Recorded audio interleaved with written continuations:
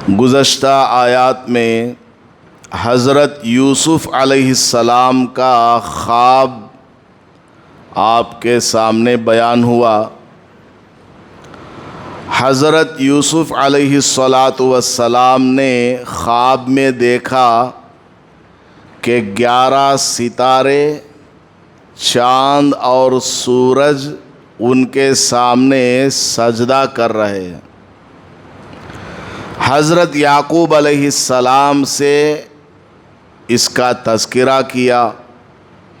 حضرت یعقوب علیہ السلام نے سختی کے ساتھ منع فرمایا کہ تم اپنے اس خواب کو اپنے بھائیوں کے سامنے بیان مت کرنا، اور اس کی وجہ یہ ہے کہ تمہارے بھائی تم سے حسد کرتے ہیں، اور حسد کی آگ میں تمہیں کچھ نقصان بھی پہنچا سکتے ہیں، اور تمہارے خلاف کوئی پلان بنا سکتے ہیں۔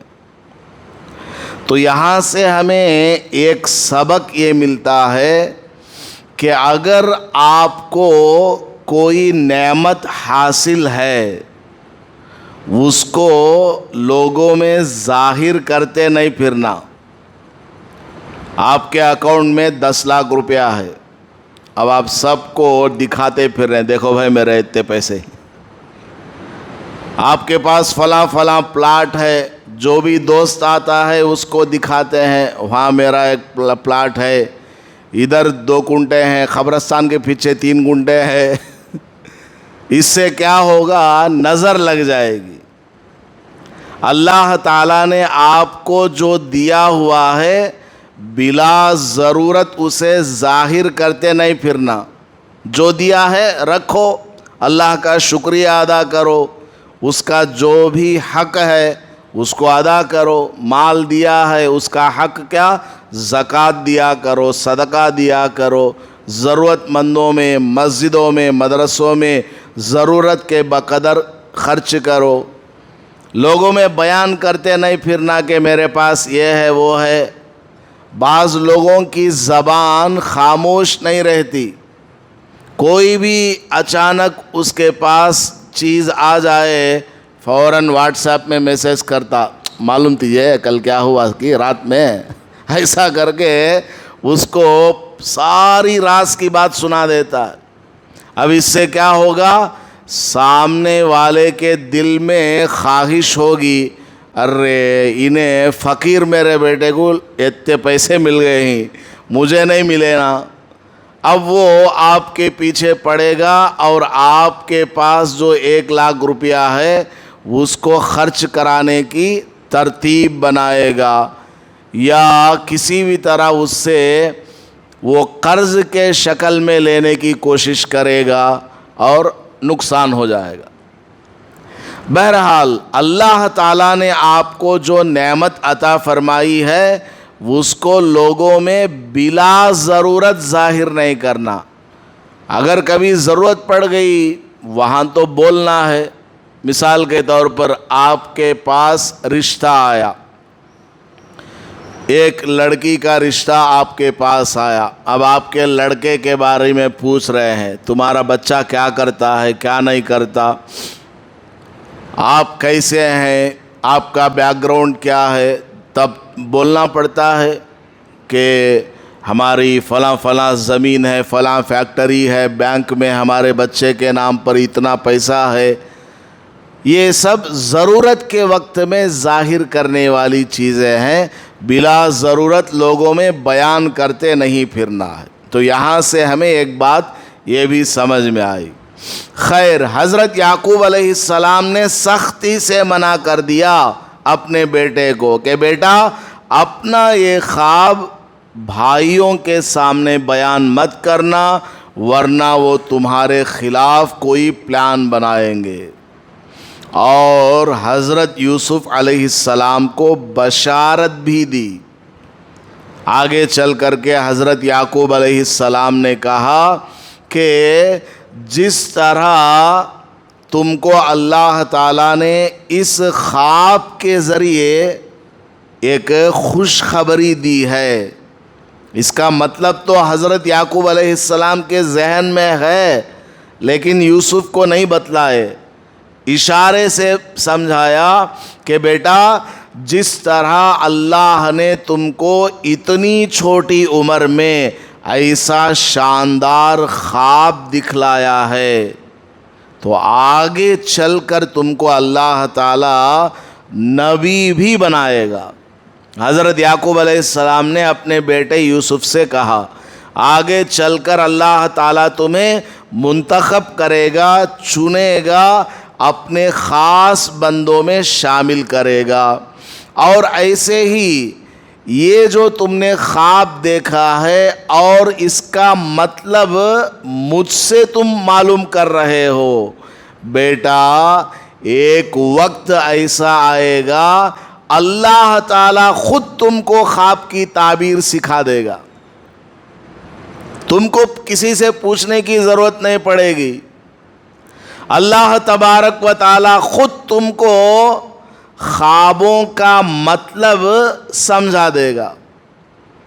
آدمی رات میں خواب دیکھتا ہے، کوئی سانپ دیکھتا ہے، کوئی گوشت دیکھتا ہے خواب میں، کوئی کسی اس کو بھگا رہا ہے یہ خواب میں دیکھتا ہے۔ عجیب و غریب لوگوں کو خواب آتے رہتے ہیں، کس خواب کا کیا مطلب ہو سکتا ہے، یہ اللہ کی طرف سے دیا جانے والا علم ہے۔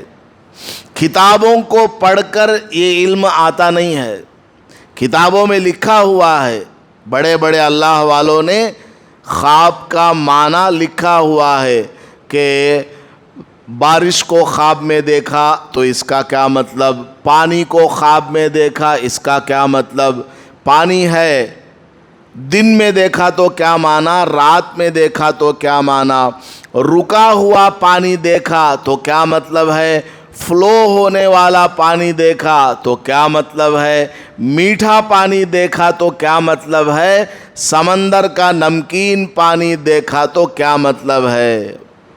تو علماء کرام نے، بڑے بڑے اللہ والوں نے خوابوں کی تعبیر، ان کا ڈیٹیل ایکسپلینیشن پر کتابیں لکھی ہیں، لیکن اصل میں خواب کا جو معنی اور مطلب ہے وہ من جانب اللہ، یعنی اللہ کی طرف سے عطا کیا جانے والا علم ہے۔ جیسے ہی خواب سامنے کسی نے بیان کیا فوراً دل کے اندر اس کا مطلب سمجھ میں آ جاتا ہے۔ اس طرح کے اللہ والے آج بھی موجود ہیں۔ بہرحال تو حضرت یوسف علیہ السلام کو حضرت یعقوب علیہ السلام نے فرمایا کہ بیٹا آگے چل کر کے اللہ تعالیٰ تم کو خوابوں کا مطلب بھی سکھائے گا، لہٰذا اپنے اس خواب کے چکر میں مت پڑنا کہ اس خواب کا معنی کیا، مطلب کیا ہے۔ یہاں سے ایک اور بات کیا معلوم ہوئی، لوگ کیا ہے خواب دیکھ لیتے ہیں تو بس اس کا معنی سمجھ میں آئے تک سامنے والے کو پریشان کرتے ہیں، مولوی صاحبان کو فون کرتے ہیں یا میسیج کرتے ہیں، حضرت رات میں یہ دیکھ ڈالا ہوں، وہ دیکھ ڈالا ہوں، اس کا مطلب کیا، یہ کیا، وہ کیا۔ اب علماء جو ماہر ہیں وہ کتابوں میں دیکھ کر یا اللہ نے ان کو جو نالج عطا فرمایا ہے اور پیشگی جو ایکسپیرینس ہے اس کو سامنے رکھ کر کے کچھ مطلب بتائیں گے، تب جا کر اس کو اطمینان حاصل ہوتا ہے۔ چلو ایک بار خواب کا مطلب پوچھ لیا ٹھیک ہے، لیکن بار بار لوگ پوچھتے رہتے ہیں۔ عورتیں اتنے خواب پوچھتی ہیں، اللہ حفاظت فرمائے، خواب میں دیکھی ہوں ایسا ہوا ویسا ہوا، ہمیشہ ساس بہو کے جھگڑے والے خواب ان کو نظر آتے ہیں، مال کے خواب نظر آتے ہیں، یا شوہر کسی کے پیچھے جا رہا ہے ایسا خواب، پورا ڈوٹاں کی مشین ہوتی ہے عورت، اللہ حفاظت فرمائے۔ تو لوگوں کو ہر خواب کے مطلب کے پیچھے نہیں پڑنا، اور خواب کا مطلب فوراً بھی پورا نہیں ہوتا۔ حضرت یوسف علیہ السلام کا خواب 40 سال کے بعد پورا ہوا، اور بعض روایات کے مطابق 80 سال کے بعد اس کا مطلب پورا ہوا، بعض مرتبہ اگلے ہی دن پورا ہو جاتا ہے۔ حضور پاک صلی اللہ علیہ وسلم فرماتے تھے کہ میں نبی بنائے جانے سے پہلے 40 سال سے پہلے، حضور کی عمر 40 سال تھی جب حضور کو نبی بنایا گیا، تو حضور فرماتے ہیں نبی بنائے جانے سے پہلے میں سچے خواب دیکھتا تھا، رات میں خواب دیکھا، صبح میں وہی واقعہ ہو جاتا تھا۔ ایسا آپ کے ساتھ بھی ہو جاتا ہے۔ حضور نے ارشاد فرمایا ہے سچا خواب نبوت کا 40واں حصہ ہے۔ اگر آپ کو سچا خواب آ رہا ہے تو آپ کو نبوت کا ایک حصہ دیا گیا اور 39 حصے باقی ہیں، وہ کبھی ملنے والے نہیں، وہ ملنے والے نہیں۔ حضور سمجھا رہے مثال، اگر نبی بننے کے لیے 40 پوائنٹس چاہیے، اس میں ایک پوائنٹ کیا ہے؟ سچا خواب نظر آنا۔ اور یہ سچا خواب آپ کو بھی نظر آتا ہے۔ رات میں آپ نے خواب دیکھا کہ صبح میں آپ کا قرض دار آپ کو قرض لا کر کے دے رہا، خواب میں دیکھا فار ایگزامپل، اور صبح ہوئی وہ لا کر کے دے دیا، ایسا ہو سکتا ہے۔ تو خواب کا مطلب فوراً پورا ہو سکتا ہے اور 20 سال میں 40 سال میں بھی پورا ہو سکتا ہے۔ اس لیے خوابوں کے پیچھے نہیں پڑنا، بس اللہ سے دعا مانگ لینا، اے اللہ اس خواب میں میرے لیے کوئی بھلائی ہے وہ عطا فرما، اگر اس میں کوئی برائی ہے اس سے میری حفاظت فرما، اور برا خواب اگر نظر آ گیا تو ہرگز اسے کسی کے سامنے بیان نہیں کرنا، کیونکہ خواب اگر آپ نے کسی کے سامنے بیان کر دیا تو سامنے والے نے اگر اس خواب کا مطلب بتایا، ہو کیا رات میں تو جھاڑ کے اوپر سے گر گا خواب میں، کیا تو گر جاتا کیا ہے کہ اس طرح کر کے اگر کسی نے آپ کو خواب کا مطلب بتایا، حقیقت میں آپ گر جائیں گے۔ حدیث میں نبی پاک صلی اللہ علیہ وسلم نے ارشاد فرمایا کہ خواب معلق رہتا ہے، یعنی لٹکتا رہتا ہے خواب، جب تک اس کا معنی بیان نہ کیا جائے۔ اگر اس کا معنی بیان کر دیا گیا تو اسی طرح ہو جاتا ہے 90%، 99%۔ اس لیے برا خواب دیکھ لیے تو پرپاٹ سے بھی کسی کو نہیں بتانا۔ ہاں کوئی آپ کا سچا دوست ہے، مخلص ہے، یا آپ سے محبت کرنے والا ہے، یا کوئی عالم دین ہے، آپ کو گھبراہٹ ہو رہی ہے، بتا دیا، کوئی حرج کی بات نہیں۔ لیکن ہر آدمی سے بیان کرتے نہیں پھرنا۔ آدمی رات میں خواب دیکھ لیتا ہے برا خواب، اٹھتے ہی جورک سناتا ہے، بیوی کو سناتا ہے خواب میں نے ایسا دیکھ لیا، ویسا دیکھ لیا۔ اب بیوی پہلے ہی ڈرالو ہے، وہ پہلے سے ہی ڈرنے والی ہے، آپ نے اس کو ڈراؤنا خواب سنا دیا، وہ اور زیادہ ڈر جائے گی اور آپ کو بھی ڈرا دے گی۔ ہو ایسا تم نہ ہوتا کیا کہ سانپ کاٹ ڈالتا کیا کہ جتن سی جا کا حافظ کو۔ تو بہرحال اس لیے ہر خواب کسی کے سامنے بیان نہیں کرنا، اور برا خواب تو ہرگز کسی کو بیان نہیں کرنا۔ برا خواب نظر آئے تو کیا کریں؟ اٹھ کر کے بیٹھ جاؤ، اعوذ باللہ من الشیطان الرجیم پڑھ لو، جس طرف آپ لیٹے ہوئے تھے وہ کروٹ بدلو، ادھر سو گئے تو ایسا سو جاؤ، ایسا سوئے ہوئے تو ایسا سو جاؤ، اور لیفٹ سائڈ میں 3 بار تھوک دینا، تھو تھو تھو کر کے، اور اعوذ باللہ من الشیطان الرجیم بھی 3 مرتبہ پڑھ لینا چاہیے، اور دعا مانگ لے اے اللہ اس خواب میں میرے لیے کوئی برائی ہے اس سے میری حفاظت فرما۔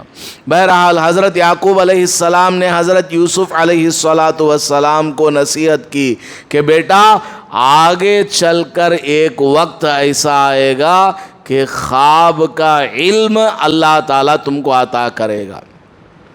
اور حضرت یعقوب علیہ السلام نے تیسری بشارت یہ دی کہ اللہ تبارک و تعالیٰ تمہارے اوپر اپنا انعام مکمل کرے گا، جیسا کہ اس سے پہلے حضرت ابراہیم علیہ السلام اسحاق علیہ السلام پر اپنا انعام مکمل کیا تھا۔ حضرت ابراہیم علیہ السلام کو نبی بنایا، حضرت اسحاق علیہ السلام کو نبی بنایا ہے، اسی طرح اللہ تعالیٰ بھی تم کو نبی بنا کر کے مکمل انعام عطا کرے گا۔ مکمل انعام کا مطلب کیا؟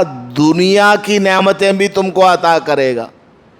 تو آگے چل کر حضرت یوسف علیہ السلام ایجپٹ کے بادشاہ بن گئے، مصر کے بادشاہ بن گئے۔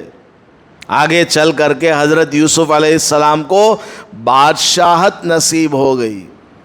تو حضرت یعقوب علیہ السلام نے اپنے بیٹے کو یہ نصیحت کی کہ بیٹا اللہ تعالیٰ تم کو نبی بنائے گا، خوابوں کا علم دے گا اور دنیاوی نعمتوں سے بھی نوازے گا، اور بلا شبہ اللہ تعالیٰ بڑا ہی حکمت والا ہے، علم والا ہے۔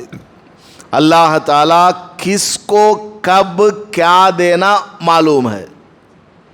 اللہ تعالیٰ جانتا ہے کس کو کیا دینا ہے، کب دینا ہے، کتنا دینا ہے، کہاں دینا ہے۔ اس لیے ہر آدمی اس فکر میں نہیں رہنا کہ میں لکھ پتی بن جانا، کروڑ پتی بن جانا، نہیں۔ آپ کے مقدر میں ہوگا، ملے گا، نہیں ہے تو نہیں ملے گا۔ آپ کو بس محنت کرنی ہے، کوشش کرنی ہے، اللہ کی عبادت کرتے ہوئے حلال طریقے سے مال حاصل کرنے کی کوشش کرنی ہے بس۔ ہر آدمی دنیا میں کروڑ پتی نہیں بن سکتا، بن گیا تو نالا کون کلین کرے گا، آپ کی چڈی کون سی کر کے دے گا، اور کھیتی باڑی کون کرے گا، پیاز ٹماٹر آپ کے گھر کے سامنے لا کر کے کون بیچے گا۔ دنیا میں اللہ کا نظام ایسا ہے، انسان کی ہر ضرورت کو پورا کرنے کے لیے انتظام ہوتا ہے۔ آپ کو ڈاکٹر کی بھی ضرورت ہے، لائر کی بھی ضرورت ہے، ٹیلر کی بھی ضرورت ہے، کارپینٹر کی بھی ضرورت ہے، صفائی کرنے والے کی بھی ضرورت ہے۔ ہر طرح کا آدمی دنیا میں ہونا چاہیے۔ سارے لوگ مالدار، کروڑ پتی، ارب پتی ہو جائیں گے تو پھر دنیا کا نظام نہیں چلے گا۔ آدمی کو اپنی کوشش کرنا، محنت سے کام کرنا، اللہ پاک سے مانگتے رہنا ہے۔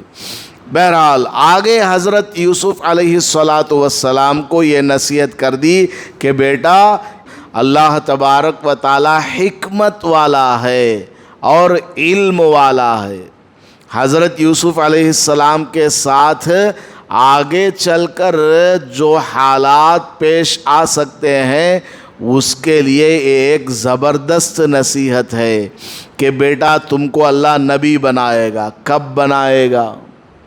اللہ تعالیٰ حکمت والا ہے، وہ جانتا ہے تجھے کب بنانا ہے اور تجھے خواب کا علم کب دینا ہے، تجھے دنیاوی نعمتیں کب دینا ہے، وہ جانتا ہے، حکمت والا ہے۔